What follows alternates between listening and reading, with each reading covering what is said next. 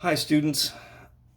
This is for today's reading, Wednesday, May 10th, pages 486 to 491.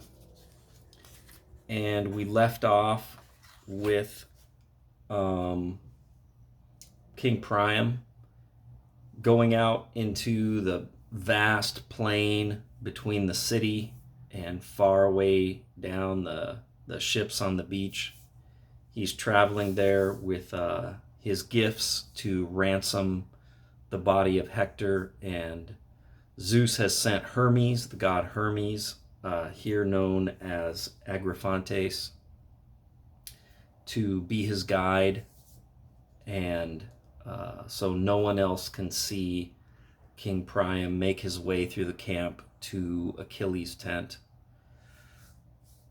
where he's going to ask for his son's body back. And Priam has just asked Agrifantes if Achilles and the Greeks have chopped up Hector's body or desecrated it, if the dogs have eaten it. And Agrifantes said, no, it is whole and untouched. The gods have protected Hector's body. So that's where we're going to start.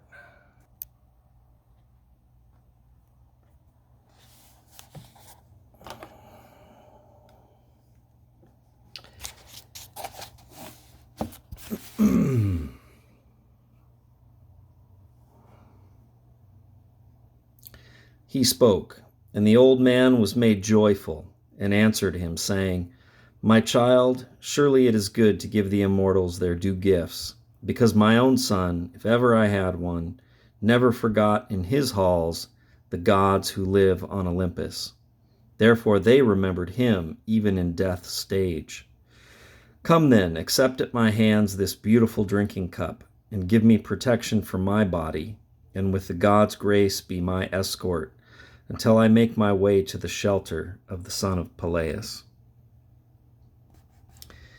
In turn answered him the courier Argophantes, You try me out, aged sir, for I am young, but you will not persuade me, telling me to accept your gifts when Achilles does not know.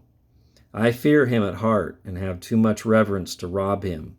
Such a thing might be to my sorrow hereafter.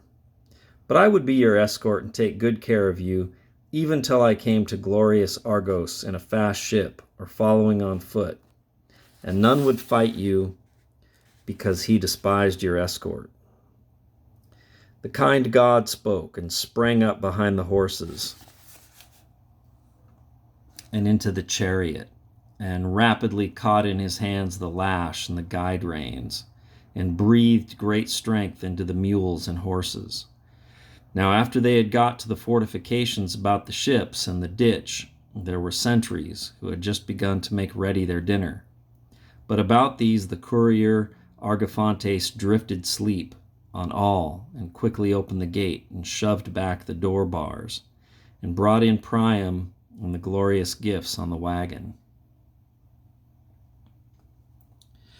But when they had got to the shelter of Peleus' son, a towering shelter the Myrmidons had built for their king, hewing the timbers of pine, and they made a roof of thatch above it, shaggy with grass that they had gathered out of the meadows, and around it made a great courtyard for their king, with hedge poles set close together.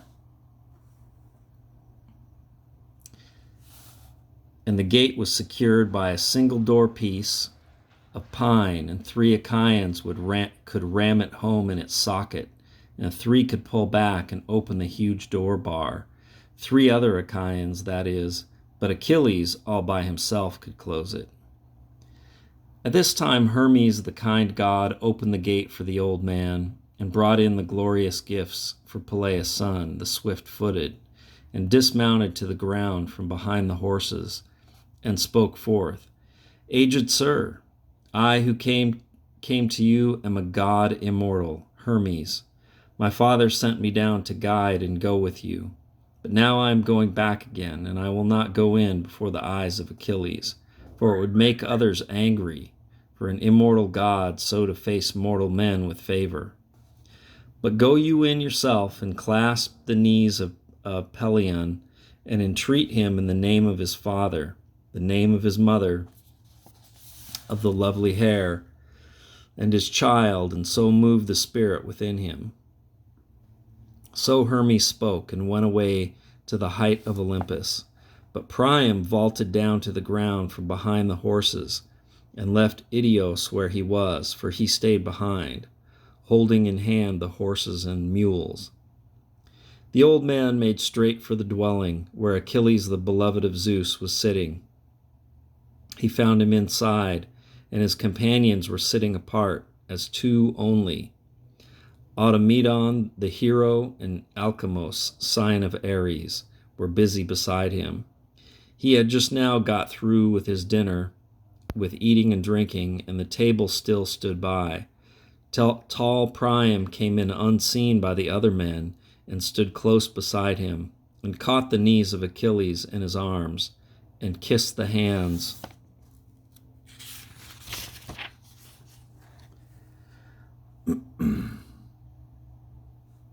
that were dangerous and manslaughtering and had killed so many of his sons.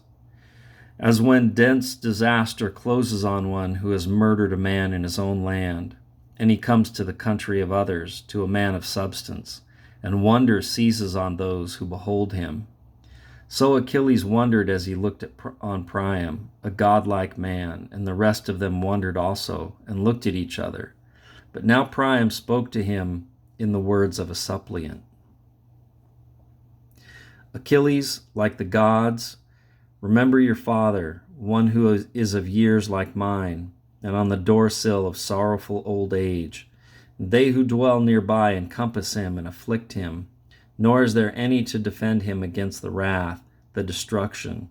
Yet surely he, when he hears of you, that you are still living, is gladdened within his heart, and all his days he is hopeful that he will see his beloved son come home from the Troad. But for me, my destiny was evil. I have had the noblest of sons in Troy, but I say not one of them is left to me. 50 were my sons, when the sons of the Achaeans came here. 19 were born to me from the womb of a single mother. The other women bore the rest in my palace, and of these violent Ares broke the strength in the knees of most of them. But one was left me who guarded my city and people. That one you killed a few days since, as he fought in defense of his country. Hector, for whose sake I come now to the ships of the Achaeans to win him back from you. And I bring you gifts beyond number. Honor then the gods, Achilles, and take pity upon me, remembering your father. Yet I am still more pitiful. I have gone through what no other mortal on earth has gone through. I put my lips to the hands of the man who has killed my children." So he spoke, and stirred in the other a passion of grieving for his own father. He took the old man's hand and pushed him gently away, and the two remembered, as Priam sat huddled at the feet of Achilles and wept close for manslaughtering Hector. And Achilles wept now for his own father, now again for Patroclus. The sound of their mourning moved in the house. Then when great Achilles had taken full satisfaction in sorrow, and the passion for it had gone from his mind and body, thereafter he rose from his chair and took the old man by the hand and set him on his feet again, in pity for the gray head and the gray beard.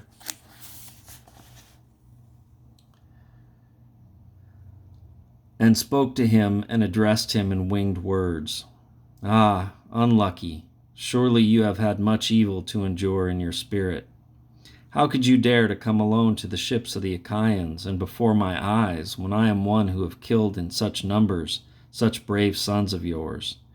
The heart in you is iron. Come then, and sit down upon this chair, and you and I will even let our sorrows lie still in the heart for all our grieving. There is not any advantage to be won from grim lamentation."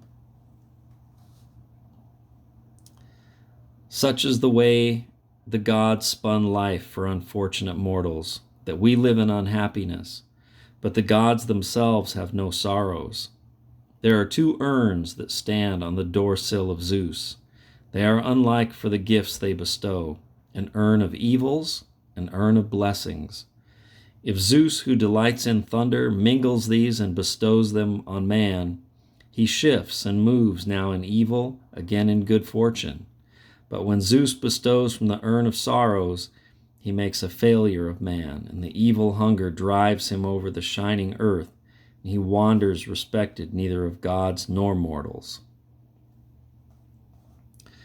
Such were the shining gifts given by the gods to Peleus from his birth, who outshone all men beside for his riches and pride of possession, and was lord over the Myrmidons. There too the gods bestowed an immortal wife on him, who was mortal.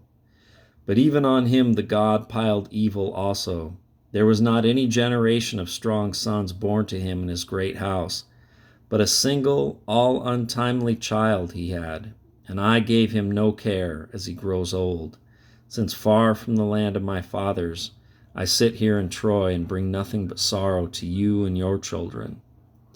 And you, old sir, we are told you prospered once, for as much as Lesbos, Maker's hold, confines to the north above it, and Phrygia from the north confines, and enormous Hellespont. Of these, old sir, you were lord once in your wealth and your children, but now the Uranian gods brought us an affliction upon you. Forever there is fighting about your city and men killed. But bear up, nor mourn endlessly in your heart, for there is not anything to be gained from grief for your son. You will never bring him back. Sooner you must go through yet another sorrow. In answer to him, again spoke aged Priam, the godlike. Do not, beloved of Zeus, make me sit on a chair while Hector lies yet forlorn among the shelters. Rather, with all speed,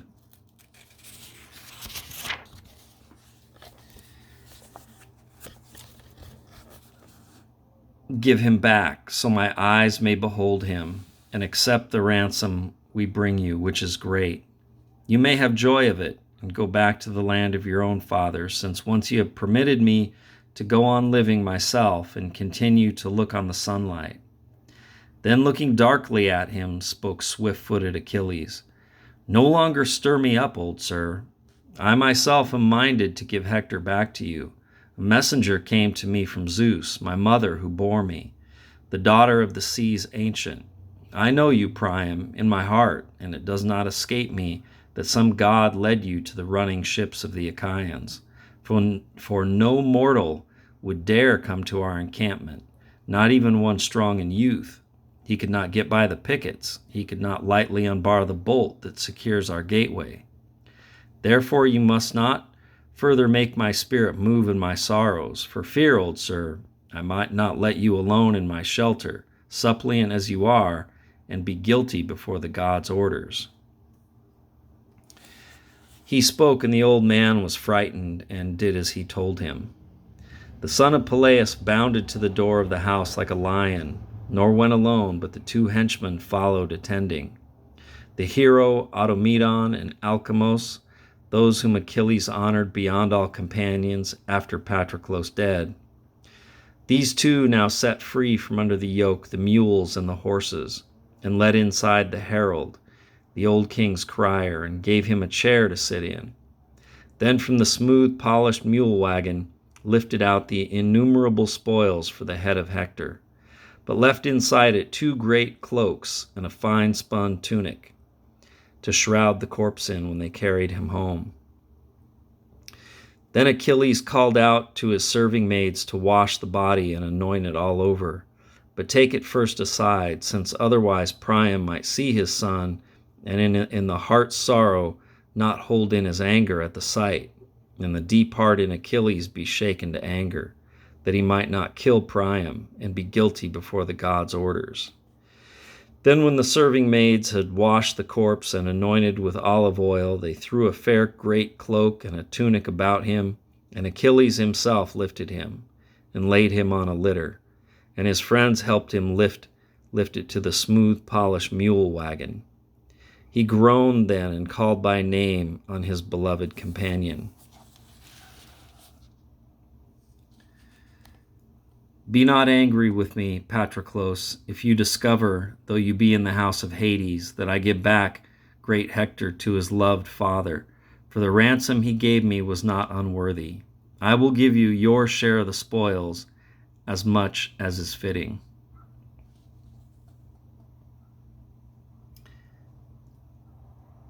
And we'll stop there.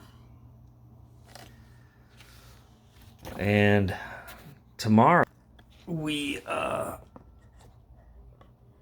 finish the last reading, and we'll finish the Iliad. I thought that was kind of interesting that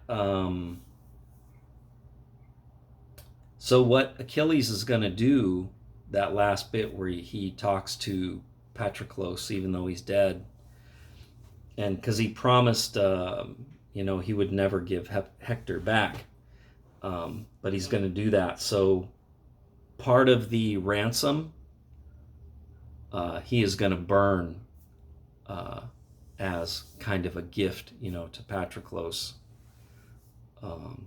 It's his portion. So we'll talk more about all this, and tomorrow's the last of the reading. All right, thanks.